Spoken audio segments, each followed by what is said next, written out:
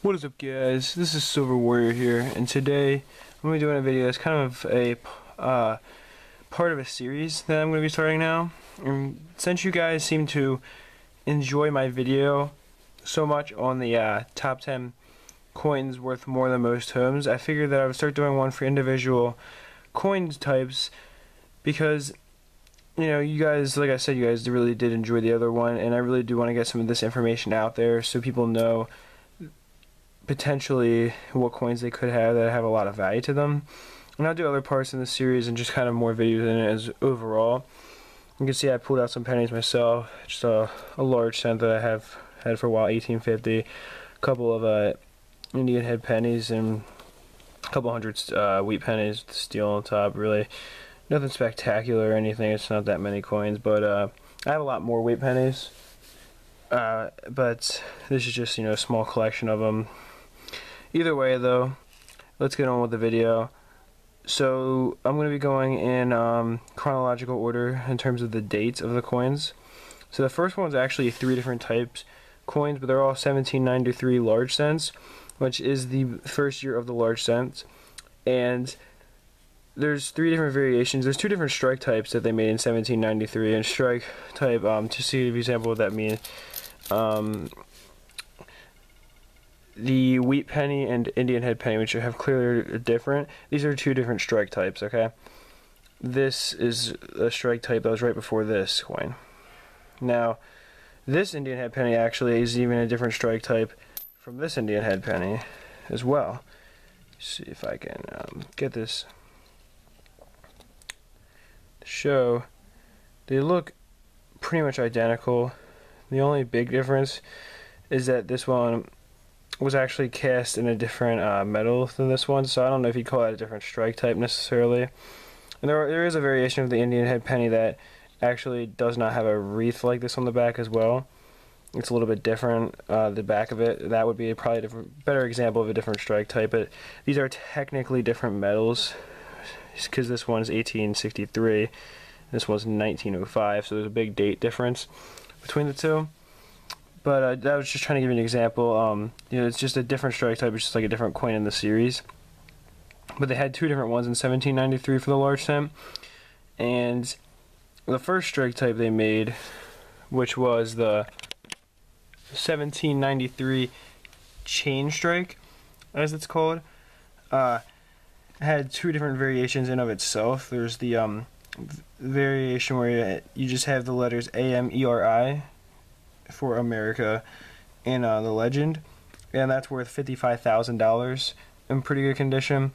And then you have the 1793 variation with it, which says fully America, and that version is worth $50,000 in good condition. But however, you also have the 1793 Liberty Cap, which is a different strike type, same year, but this one's worth about $45,000 in good shape. So they're all very valuable coins, but there is a little bit of a difference in value. Well, a little bit, $5,000 difference in value between each coin. Now, the second coin we were talking about is just the 1799 large cents, and don't worry, it's not all large cents. This is the last one, and this is also the last coin that's obscenely old. Well, I'm sorry, there's one more large cent on the list, and then there's a couple of coins that are much more recent. The 1799 large cent in good shape will run you about $50,000, so that's pretty good price right there. I mean, the average car will run you about 35 grand, I do believe, at least in the United States, to 35,000 US dollars, which, by the way, that's what all these are in US dollars, just for the convenience factor, considering the fact that I want to say around 95% of my viewers are in the US, or 92%, something like that. Which doesn't mean that I don't care about people from other countries, because I've actually had people from other countries win my giveaways in the past, and I ship internationally for all my giveaways just because I think that's the right thing to do. But it just is very easy to convert from US dollars to, you know, let's say Canadian or UK or whatever currency you're currently on. You can very easily convert it with the online calculator. But either way, the next coin we're talking about is just the 1807 small 7 over 6 blunt 1 variation of the 1807 large cent. And While most of them are worth several hundred in good condition, this one will run you about 25 grand in good shape. And you might be thinking, wait, didn't you just say the average car is $35,000? What are you doing with a $25,000 coin on this list? Well, mind you, the average new car will run you around 35 grand, yes, but most people aren't buying a car that's completely new. They're usually buying one that's refurbished or even just used. So when you really get down to it, most people aren't able to pay $25,000 for a car at any given time. And that's $25,000 in good shape, but if you found one in excellent variety, it could run you upwards of 50 grand, which is the same case with the next coin, the 1922 No D wheat penny. So it's the 1922 wheat penny struck in Denver, but they did not put that mint mark on the coin. There's just nothing on it. So basically, it's very similar to a if there were, 1922 plain variety, let's say, because when I say plain, what I mean is that before a certain point in time, Philadelphia, rather than putting a P on the coins, which they do today, but at a certain point in time they do not, they just put nothing on the coin, so they're called the plain, which is pretty easy to remember because, you could imagine P stands for plain. But the thing is that, you see, in 1922, the only mint that struck wheat pennies was the Denver mint, so it's very easy to tell that there is, whether it is a Denver coin or not, because all of them are Denver coins, but it's not like you could get it mixed up with the 1922 Philadelphia wheat penny, because the No D one is simply one struck in Denver still, because they're all struck in Denver. It's just the D got left off due to do believe it was an error with the die that they were using.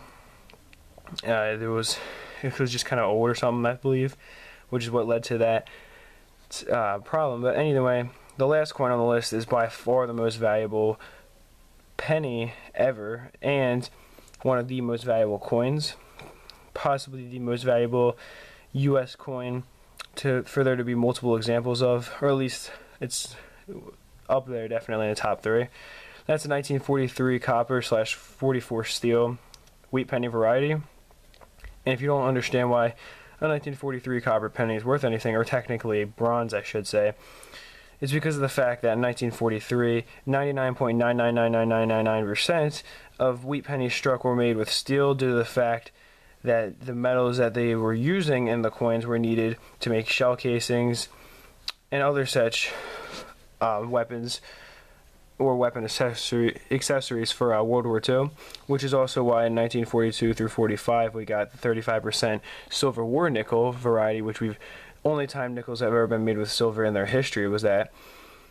So the 43 copper and then 44 steel is just because in 1944 they accidentally struck a few wheat pennies with steel again, even though they were supposed to go back to the bronze alloy that they were using. And this coin has cost in the past. Now, mind you, there's not very many examples that exist, but the few that do, this coin, in really good condition, the best ones have sold for over $2 million a piece. And one goes up for sale maybe 20 or 30 years, or once every 20 or 30 years, so you're not likely to see it. And if you do, chances are you're not going to be able to buy one because of just how incredibly expensive they are. But all the while, while the chances of finding any of these coins are very low, this one I really would not get your hopes up if you did think you found one, because I'm pretty much sure that you didn't. It's a fake, most likely. But these other coins are possible, I suppose, to find, just not very common, especially large cents, because those are all pretty much picked out of circulation. But either way, I do hope you enjoyed the video. That is it for this one. Peace, love, and much respect.